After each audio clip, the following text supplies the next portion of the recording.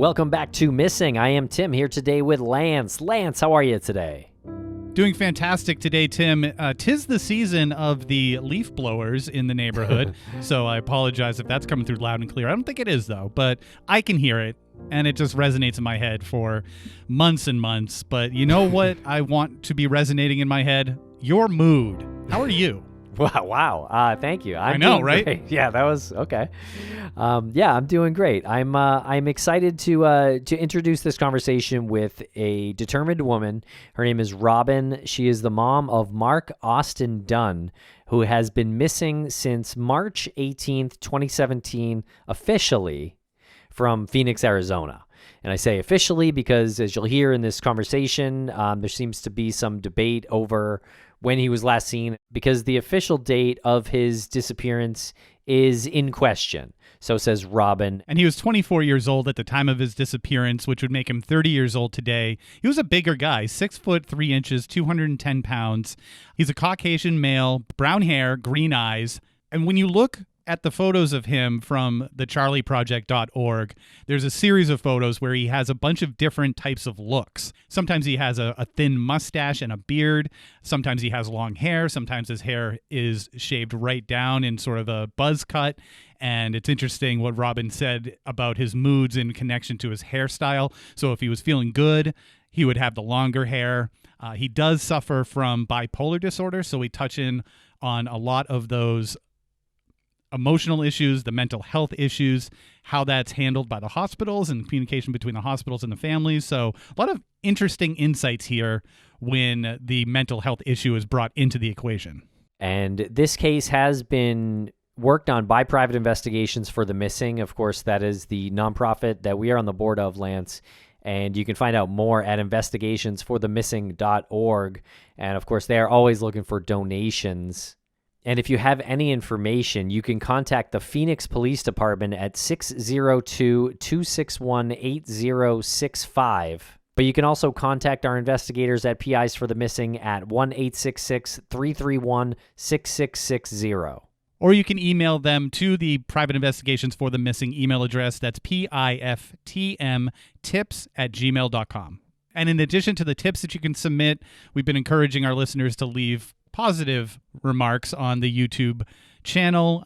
Anything that you might have as far as advice that Robin or any family member who's missing somebody with a mental health issue, especially bipolar disorder in the case of Mark Dunne, please leave that information, or you can shoot us an email through the Private Investigations to the Missing email that you mentioned. Okay, everybody, thanks a lot for listening. Don't forget, we do have a subscription service available where you can get ad-free episodes and sometimes early releases. And we also do bonus shows, and you can access that at missing.supportingcast.fm. And please follow us on social media at missingcsm. Thanks a lot for listening.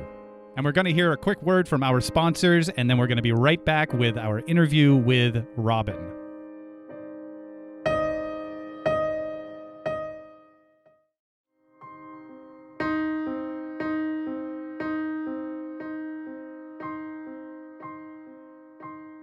Robin, welcome to the podcast. How are you today? Doing okay. It's great to have you on the show today, and I was a little late because my Zoom was updating, and I apologize for that, but when I did join, it's always so refreshing to hear people laughing, and you were laughing with Tim, and I would love to hear the reason why there was laughter when I joined this. Well, it is Halloween, so I am in my 80s vibe. That was what the girls at work chose, and I realized I had no time to go home and change or do anything. So here it is, thrown back to 1980s. It's amazing. Anyone who's not watching, anyone who's listening, you have your hair teased out. Oh yeah, you got the sunglasses going. It's impressive. Well done. Yeah. I did a little blondies because that's all I had. And everyone's like, who's that? I was like, you're kidding me, right? You don't know who Blondie is? They should be fired. Coincidentally, we interviewed the former guitarist from Blondie, a couple times on our show. Awesome. So it's a good vibe. I feel like it's going to be lucky for us. I think Austin will think this is hilarious. Good. Yes. And I thought that was very, very cool to hear. Okay. And so can you tell us about your son, Mark Austin Dunne?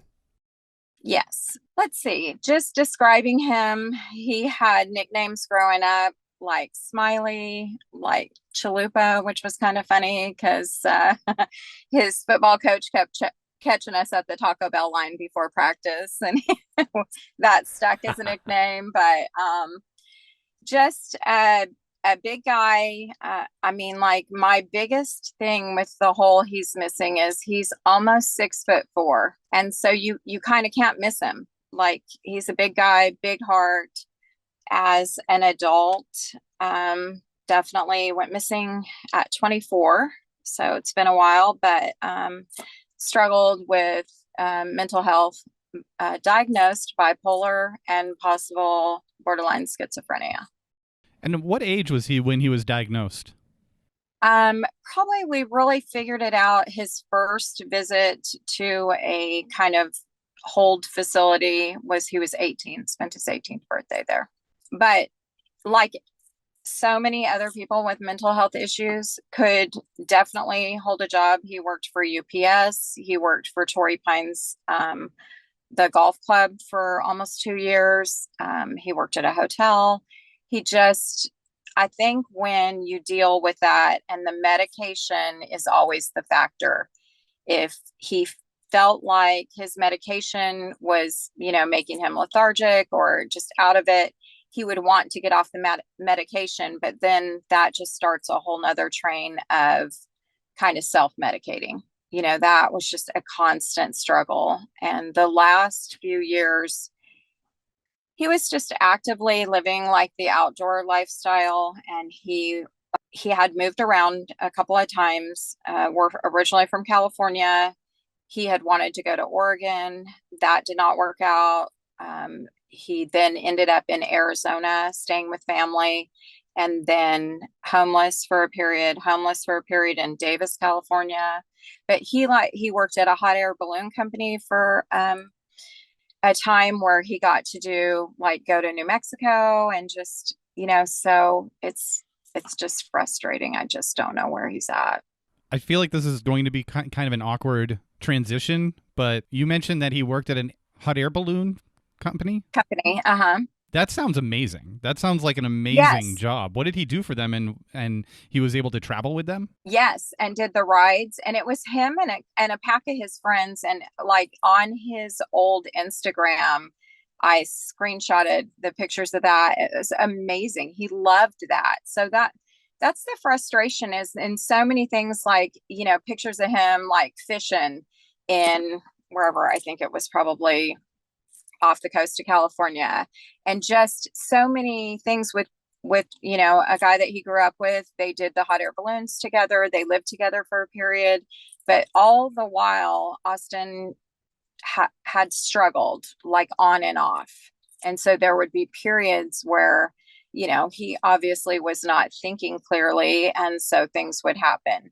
What we found was, in any other state but Arizona, if they found him on the street, they would put him in jail. And in Arizona, they will put you in a mental health facility to kind of get you back on track, get you back medicated, and give you services so that you can go back on and just hold a job and do those things.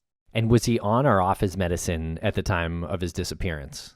So he had been hospitalized at St. Luke's at the end of 2016.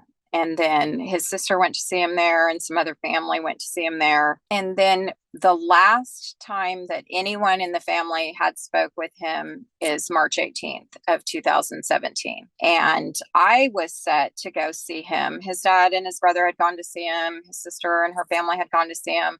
And I was going to actually go see him to do what I called just like a regular vacation. It wasn't a come for crisis situation. We were actually going to spend time together and do things. And when I talked to him that last day, I could tell something was going on with him, but he said, don't worry. He was going to go camping for a couple of days, and that then we would talk and get everything set up. But you have to understand, with him along this whole time, my son-in-law was working for AT&T, I think it was, and we were sending him like phones, like flip phones, and we could track him with those. And then he switched over from that to a phone that his dad had given him. And then he would just call me on anybody's phone. Like, he would give away everything that he had constantly. So if we set him up with new clothes and phones and this and that, literally it could be minutes, days, or weeks that he would see someone in need that needed it more than he did. And so then we would start over, remail him a phone. And that was pretty typical of his behavior, to kind of look out for other people. Oh my gosh, yes. So much so. Like he said to me, people that are on the street come from every walk of life, from attorneys and doctors on down. He would buy a cup of coffee for somebody and listen to their story. And he just, he felt like if they needed a coat, then the coat that he had would be their new coat. If they needed a phone, then he would give them his phone. His nickname was Smiley, like all through baseball. It just a gentle giant, basically, is what I call him. But he did struggle. And so, there were attempts, and different things that he had tried. At the time that I talked to him, I feel like this is why I think he's out there somewhere and maybe other people don't. But I am of that belief because he thought in those moments that he was being a burden on the family, that he shouldn't take any more money. He shouldn't take any more things or help, or like if he, like I said, he said one time he wanted to go to Portland. So we just got him the travel to Portland, and then that didn't work out. And so we just grabbed him back from Portland and put him somewhere else. I think he's just searching for peace in his own mind. And so we would do whatever, the entire family, extended family, both sides, everybody is just looking out for him and helping him however we could at whatever time in his life that it was. So everyone in the family kind of understood he had a bit of a free spirit and wanted to travel to different towns.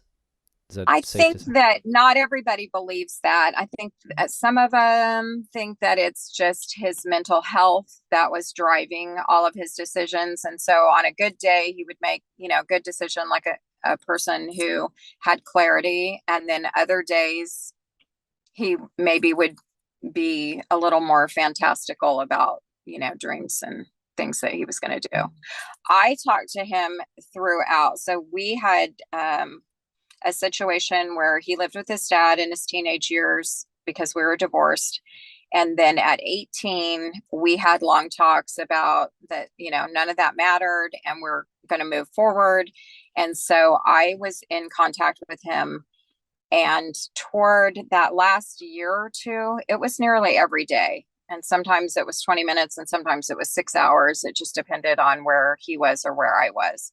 So we talked about everything in life, just from spirituality to, just what everybody regular day would speak about. But we had so many great talks about just life and people. And, sometimes, with bipolar, you of course swing between deep depression and functionality. And somewhere in the middle of that, he would have these great business ideas about things that he wanted to do to help the homeless, everything from the, coat, blanket, jacket situation to just, free phones at certain stations or whatever. And he used all the facilities. Like in Arizona, he went to men's centers. He went to just different clinics that he could get services at. And this might not be a question that anyone can answer, but do you think that would still be a mission for him if he wasn't going through those issues with bipolar and the emotional? I think that helping people and looking out. He was a big kid growing up, like, in Pop Warner football, he'd play in the next level up just because he was so big. So he always looked after like people under him but they would, smaller than him or whatever, but they would be like 2 years older than him. So he always was just looking out for other people, I think. And I just honestly, it's so frustrating to me because there was a female from California that actually talked to him when he was in the facility at St. Luke's that Christmas before the 2017 year. She had got a hold of him there and she cared for him deeply. And I've always been of the feeling that he's with her because when he went missing, like the last photo in a library, he was with a female. And that the only girl, which we don't know her name, that I could think of was that girl because she was, keeping tabs on him. And he had told me when he was in the facility that she had called. And I said, how did she know you were there?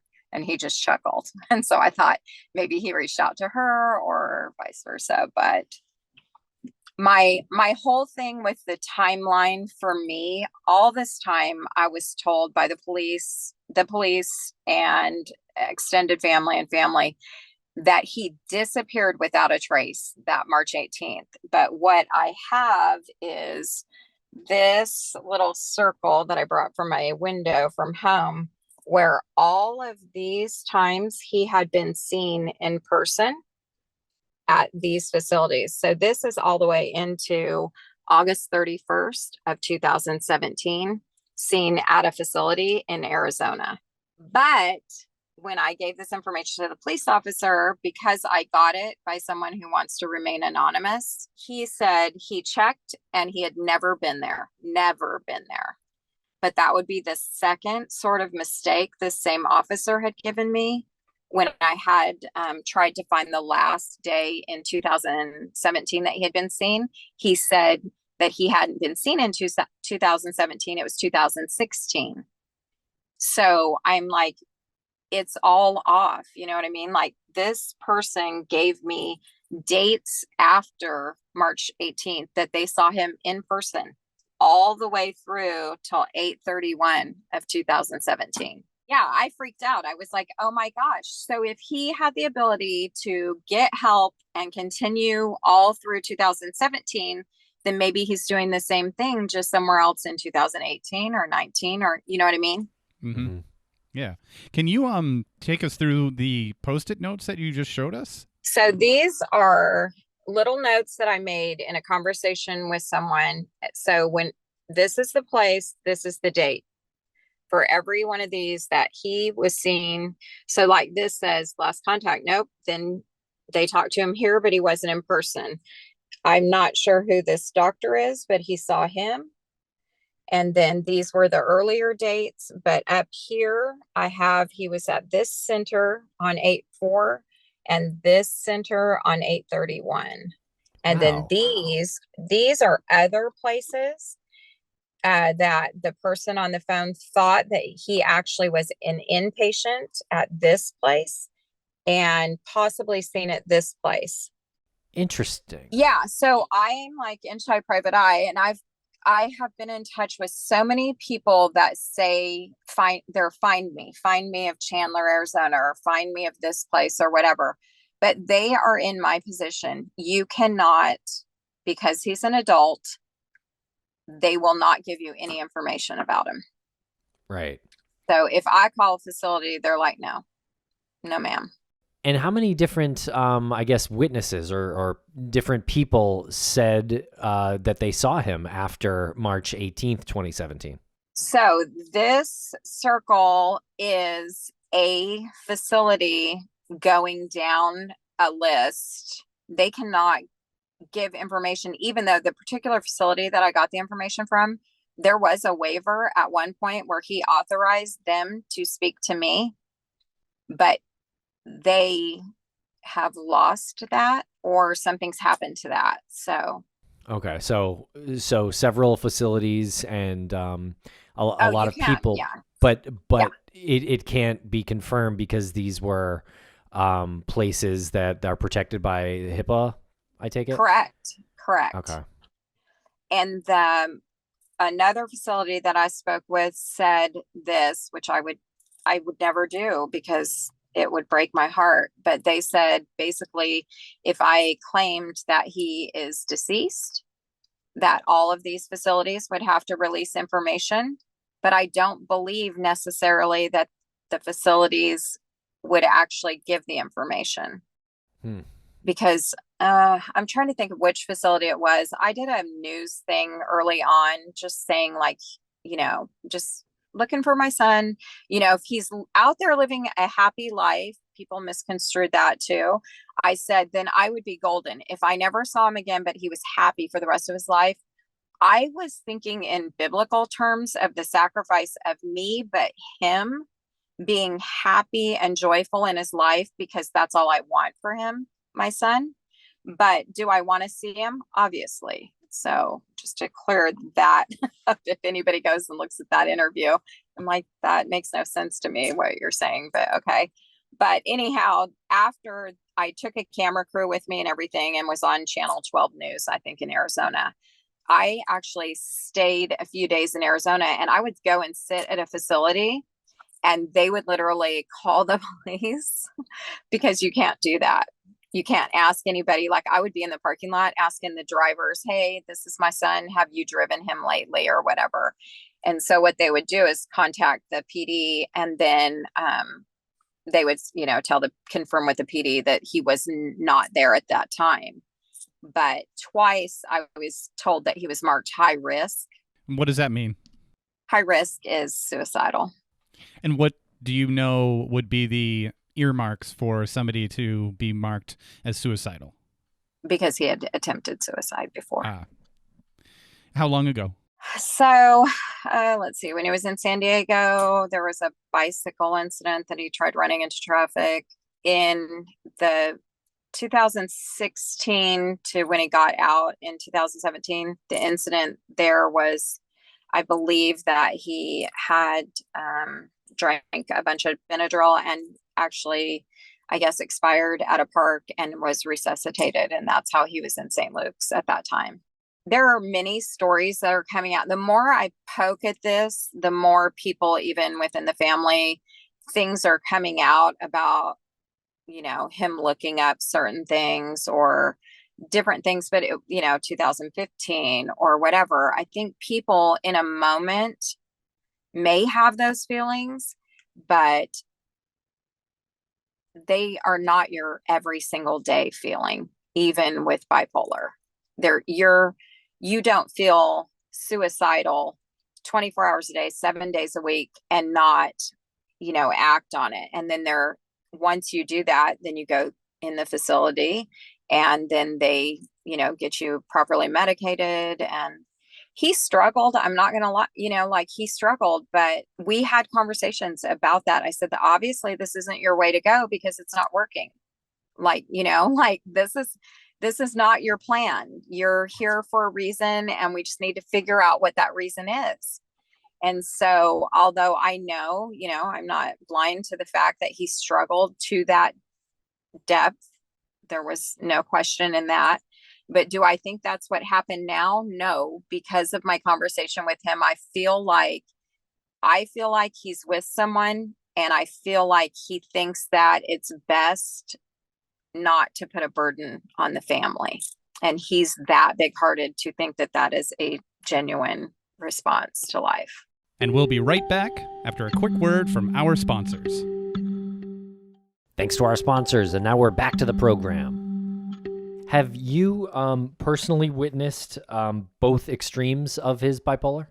Oh, yeah. Because talking to him on the phone, especially every day, every other day, I could see the swing, and I basically would, the longer talks that I ever had with him was when I called him like Slim Shady. He would, get on talking with his swag, and we would talk about everything from girls to, like fishing to whatever, and just talking about life and dreams and goals. And, I saved a poem on my phone that I can barely read, but I made him snap me a picture of. He had written about street dreams and looking at nice cars and talking to cute girls and, things like that. I think he has a brilliant mind, and I think that he just has a lot going on in it. And so I'm not sure what he also studied, like the Shantaram. He read that, and did lots of meditation, and there's so many facets of him. Just, it was like layers. And you had said that you talked to him about spirituality and topics of that nature. Was he, well, I guess you kind of answered the question with the meditation. He was obviously a spiritual person. Did he follow any specific religion?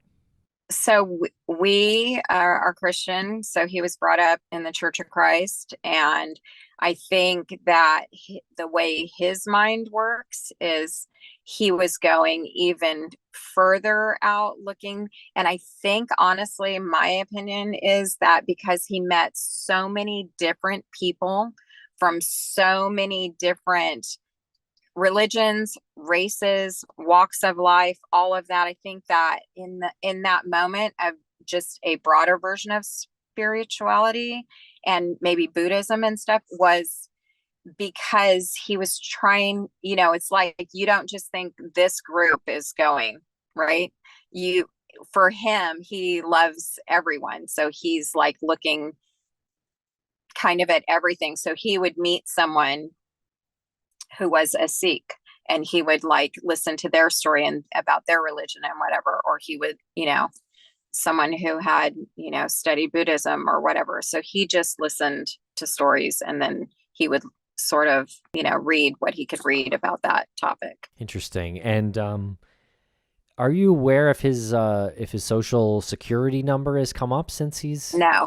So this is a hard one because, again, it's so much family. There's a lot of us. And so one side had said that he had not used his like EBT card, no social, and all of that. Like there was no tracking since then. But my knowledge of him is when he was on the street or whatever, he would just do cash pickup jobs. He would just stand in the line and work, or he would, dishwash somewhere and they'd pay him cash and feed him. So he didn't hold a bank account. And he had a truck from when he was like, 15, 16 that ended up going to his little brother because he didn't drive. And so I think that he did everything he could to control not ever putting someone else in danger.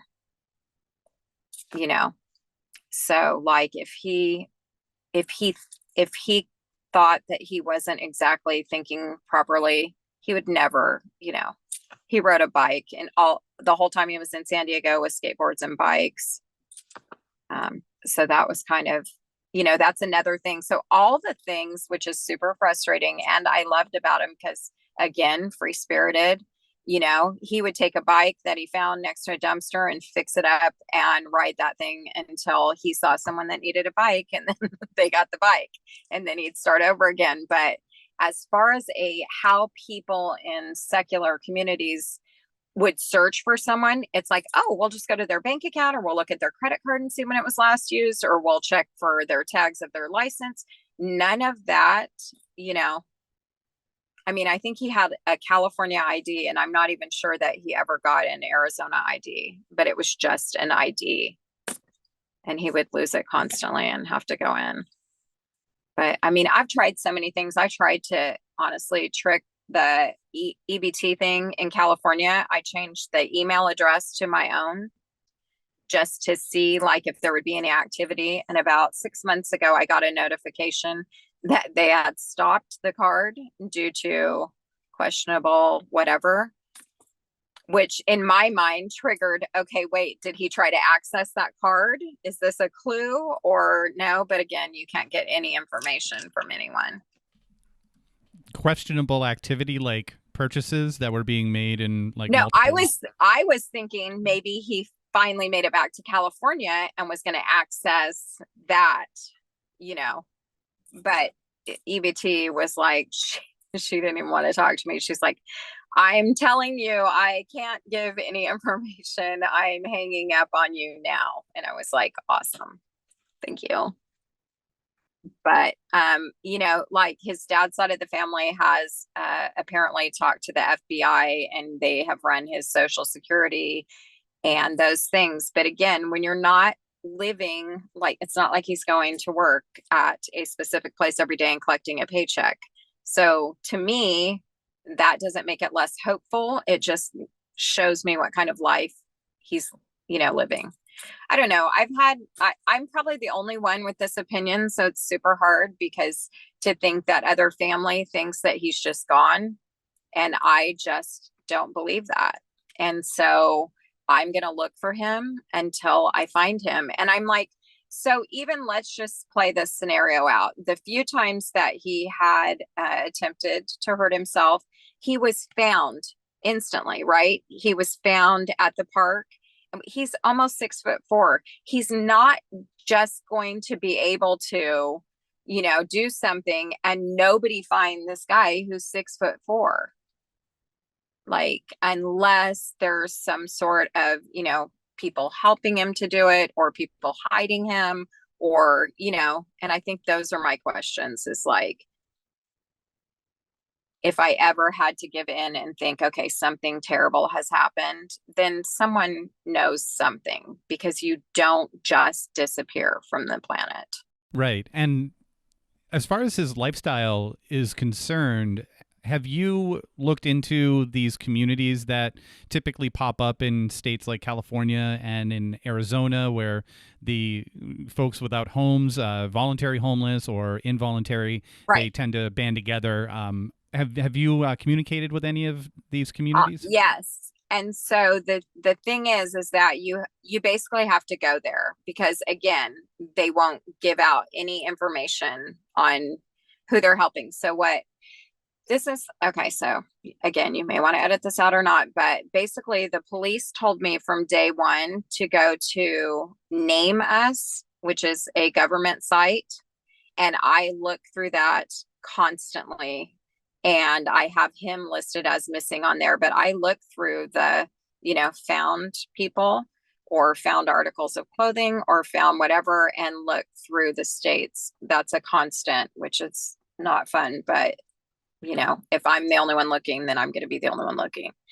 And then the other place that you can, kind of look is, I go to, like, say it's Oasis in Arizona, and they have a website and they post pictures. Then I scan through all of those pictures to see if I can see him, because he's pretty distinctive looking. He's, very tall, handsome guy. When he has long hair, he kind of looks like Thor, the superhero. When he has his head shaved, that's a whole different look. He has all these different looks that are on his missing poster, 5 different looks. But it's just, it's a thing where I don't know if it's just because I'm the mom, or if it's because all the talks that we had and conversations that he had with his other family don't sound like the conversations I had with him. And I don't know if I'm the one that he called when he was a little off, or if he's just trying to make people happy by telling them what they want to hear, because all those are, everyone who talks to me that thinks, like, you're, basically crazy for thinking that he's out there somewhere. And I think the exact opposite. I think that you're crazy for giving up on your child, no matter their history, no matter what, they've done. He always, here's this one card that I put in the middle on my window, and it actually says, always seeking help.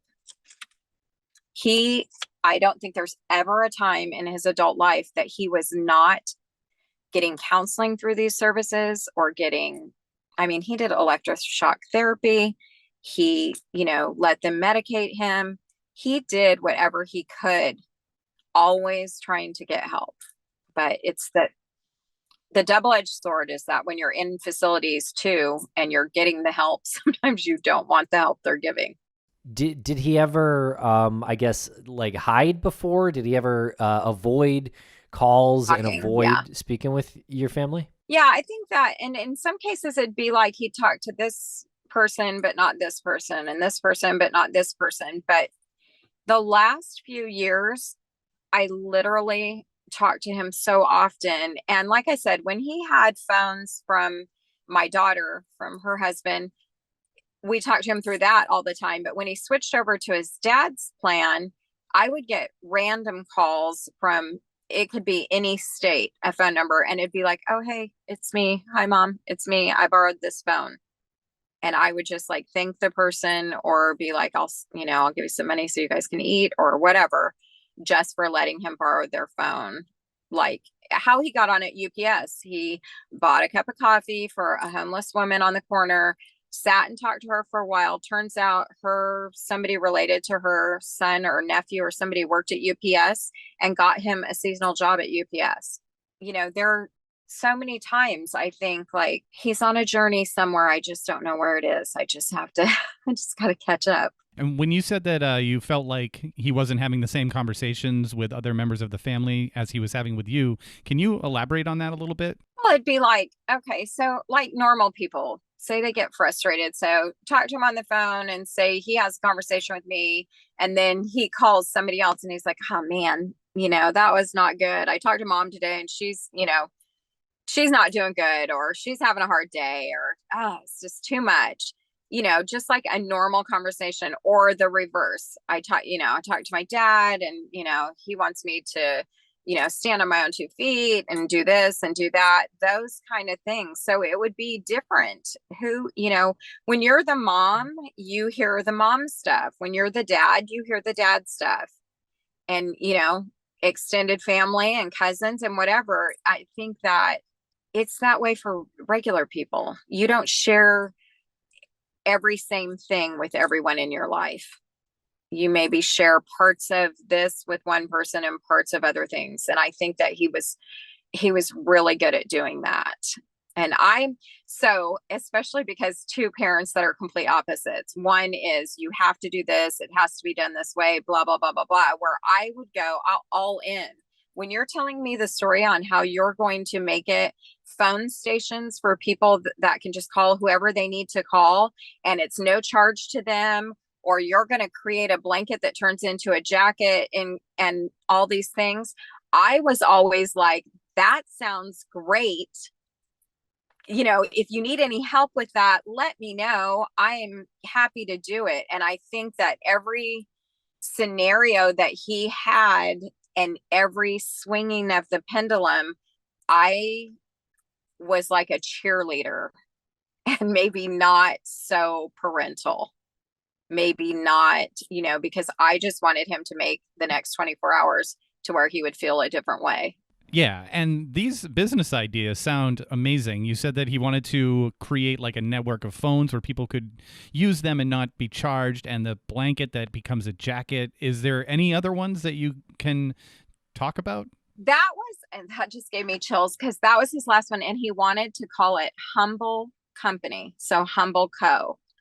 So you can see right there with the title, like his whole mentality is that, and that's who he is, humble. He, there were times that he broke up, like unpleasant things happening to a female homeless woman. And, then those people came back for him and we had to move him. But in that life, there's, it's not exactly safe all the time. And there were moments that he, was injured or, but he saved so many people out in the camps and different things, or stood up for people, or, I think that everyone that he comes in contact, he changes their life in a way that is blessed or good. He, one time I talked to him and he was in Tijuana. Of course, he lost his ID in Tijuana, but he was down there, and all of a sudden he was playing bongo drums on the street. He was just on the street doing some music, with the hat out, and I was just like, where did you find bongos? And he's like, oh, I met these people. And, all of a sudden he's in the band, of course he is. Of course he's in the band. And we'll be right back after a quick word from our sponsors.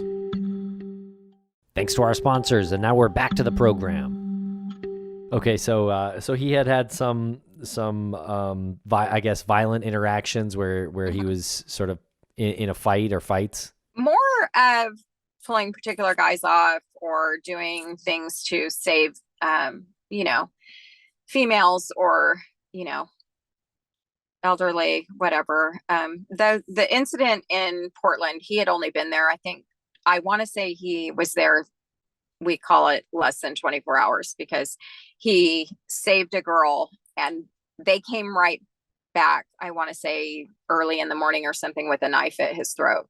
So, Oh my gosh. yeah. Wow. But his, I guess, participation in any of these altercations was always based around him trying to break up a fight or trying to help something. They would be hurting someone and he would get the people that were doing the hurting off of the victim so that the victim could get away. Where was he last seen? And I guess by who and what was he doing? So that's these LifeWell is a center that you can get help at. Cass Men's Center. He had been seen at the it's something Leaf. But all those were in Mesa, Arizona.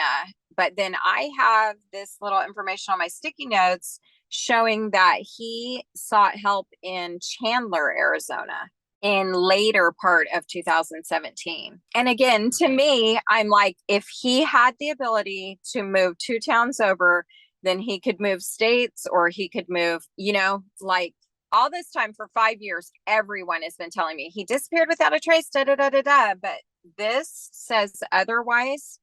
And I can't get the police to confirm it. No private detective. I have hired private detectives. Just so many things. And what it all comes back to is the family saying they have talked to the FBI and his card and stuff hasn't been used. So therefore, that's the result they believe. Right. But if you're someone who can live without being mainstream, then you could still be alive. Yeah, definitely. And without being mainstream. I mean, he did it for years. Exactly. So what is the official story then, as far as the last time he was seen in March, on March 18th? Yeah, that's their story. And I have that he was at a facility on April 5th, April 21st, May 16th, all the way around to August 31st. So when you say to the police that you have the wrong date of when he went missing, he's been there. There's several sightings from different witnesses after that. They say that they don't count. No, they say, because I just sent Oasis information to the detective and Cass, I think, as well. And he said, I checked and he's never been there, is what he said to me through email. So what do they go by then, as far as the last place that he was seen and who the last person he was speaking with? So they're going to March 18th because both his father and I talked to him on March 18th. But he doesn't just disappear into thin air right there. So where was he when you spoke with him? So on the 18th, he was in Arizona. And that's what I'm saying. So he went to facilities in Arizona all that year of 2017, and they said he disappeared. One guy told me that he hadn't been seen since 2016. I'm like, my daughter visited him at the facility. I have photos. And that was, he got out in February. I think he sent me the text, but then I talked to him on the phone after that, through those months, talking about planning a trip, going to see him, what we were going to do together, and all those things. So it makes no sense to me. But I feel like what I said, my conversation with him, my last, was a little of that, you need to grow up, not coming from me. From me, I was like, hey, I'll be the secret squirrel. I just don't break contact with me because you feel like you're not doing enough of the things that some people want you to do. Just keep in touch with me. But he's a fair person, fair-minded. So it's in his mind. I know he absolutely would be like, well, if I'm not talking to this person, then I can't talk to that person because that's not fair, but I'm like, no. Don't cut me out. But the fact that, like I said, I go back to that he was seen with a female. I'm only guessing that that's the girl from California. But that's what I think. And I think that maybe she thinks that, it's him and her against the world, or she can take care of him, or maybe she's not with him, but she'll see this podcast and be like, no, I did talk to him in March, but that's the last time I've talked to him. Or she might say, I know where he is. The whole point of the podcast for me is just like, where can a man be that doesn't, he's not hiding from people. He loves people. He's talking to everyone he comes in contact with. He's 6 foot plus, disappearing without a trace is not working for me. Yeah, and I certainly hope that happens, that somebody hears this or sees it and they have seen him just in some capacity, some information, and we've received tips on other cases as well. So I really hope that it happens in this case. But I have a question about the facilities that he was in. What's the process to check into one of those? Do they take a picture? Do they get signatures? Usually he would be going in either via a medical unit, or he would be out on the street, maybe not have shoes on, or, people could see that something was off, and a patrol vehicle would take him in, and it would not be a non-voluntary check-in. They would, like St. Luke's is a long-term, usually a 90-day situation that you're there. So they get you medicated. That's where he did 20 rounds of electroshock therapy. Just trying, so this is what I'm saying. Although he has days where he may feel like letting it all go, all the other days he's constantly looking for help and trying to get a balance. When you read descriptions about him, in addition to how big he was, how tall he was, there's one that says he's got a tattoo of the word patience on his rib cage. I'm curious where he got that, I'm curious why he got that. He got that unbeknownst to me, but I have the same tattoo now. I went and it's the only tattoo I have ever gotten. And last year I went, and on my rib cage, I have patience with the feathers, with one of the feathers has his date of birth in it. That's incredibly touching. Wow. Yeah. Just his oldest sister has the word written on her forearm, patience, and dandelions, because they used to play that. We all felt compelled to let him know that we're looking, and ironic that it is the word patience, because every time I get frustrated, I just think, there's something to this. I think for him, it was probably to have patience with himself, with life. For me, is to have patience to find the answers. I never had, like, he's such a great individual. Just even the diagnosis and going through all that, I think that he's just such a beautiful person, only not to himself. So all the judgment and all the harshness and all of that is given inward, and all the love and kindness. And, I don't know, talking to people on the street that you may see, not everybody does that. You see a homeless person, you look the other way, you walk to the other side, whatever. I say hello, it changes someone's life that's in that situation. Not every homeless person really even is asking for anything but to be treated like a person. And I think that is his gift, is to, not care about what somebody looks like or what they're wearing, or, any of those things, but to engage in human contact with them. Mm-hmm. Yeah. Well said. Yeah. I'm wondering if there's anything else on the woman from California.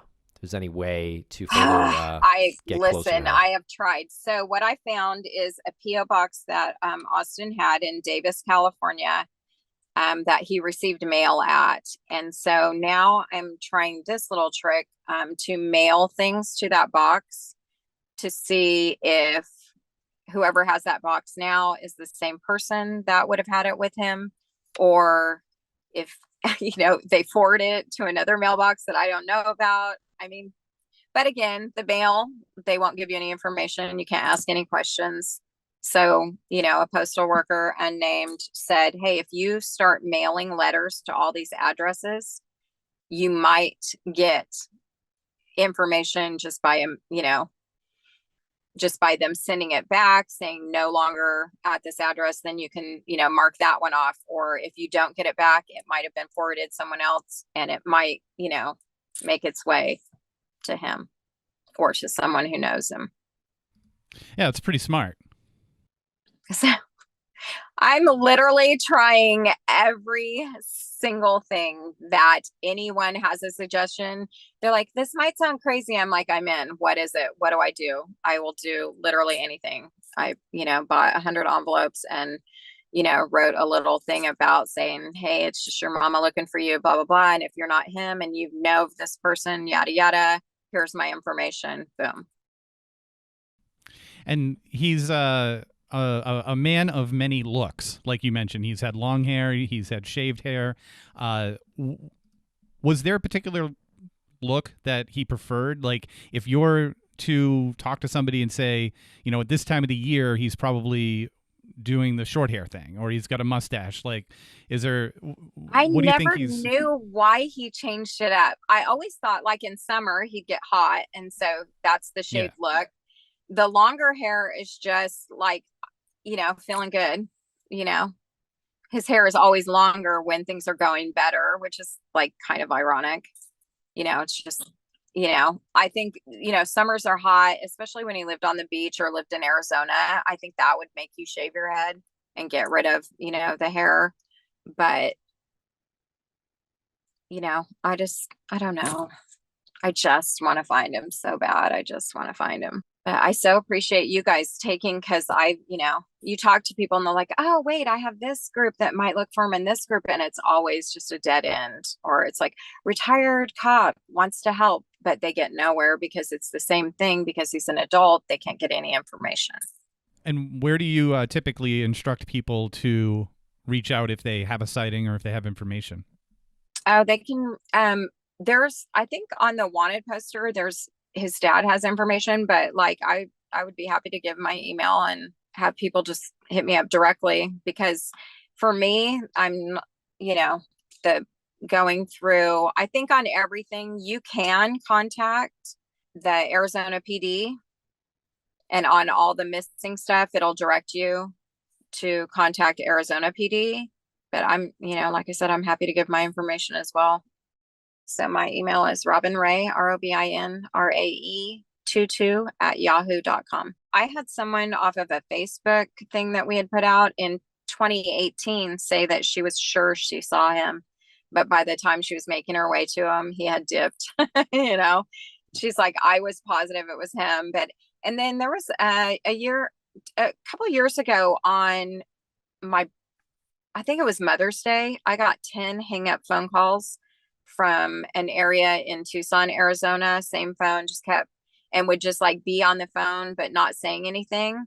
So when that happens to me, I say things like, Austin, if this is you and you're just not ready to speak, that's okay. I just want you to know I love you, and keep doing the best that you can. And but 10 times in a row, same number, but nobody ever says anything. That was a little, When did that happen? That was just like probably 2 or 3 years ago on Mother's Day, which is near his birthday. His birthday is May 18th. So it was right around that time, but it was just like back to back. And I just kept saying more. And the more I talked, the more they would hang on the phone, but then they would hang up. But then they would call me back and I would just say more things. So. Has that happened since? Not since then on that, but I literally try and catch every phone call coming in. I get hit so often by those people that, want to remind me that my warranty is ready, because if it's a random number, I try and pick it up, just in case it's him borrowing somebody's phone. Yeah, definitely. I missed a call from like San Francisco the other day, and I was like, who could be calling me from San Francisco? And I tried to grab it and I tried to call it back. And of course it won't ring back through. So then that makes my mind go crazy and think, is it a flip phone or like a no trace phone, or, just I don't know. But I'm just, I just can't give up. Absolutely. Is there anything else that you'd like to say here today? I just like, if he happens upon this, I love you. I'm looking for you. I hope that you're doing well. And, like whenever you're ready to, talk, I'm ready. I have not changed my phone number. Like he has none of it's ever changed. And unfortunately, last year, my house in California burned down in the Caldor fire, but I still own the land. So if you can make your way back to Grizzly Flats, then I can catch you there too.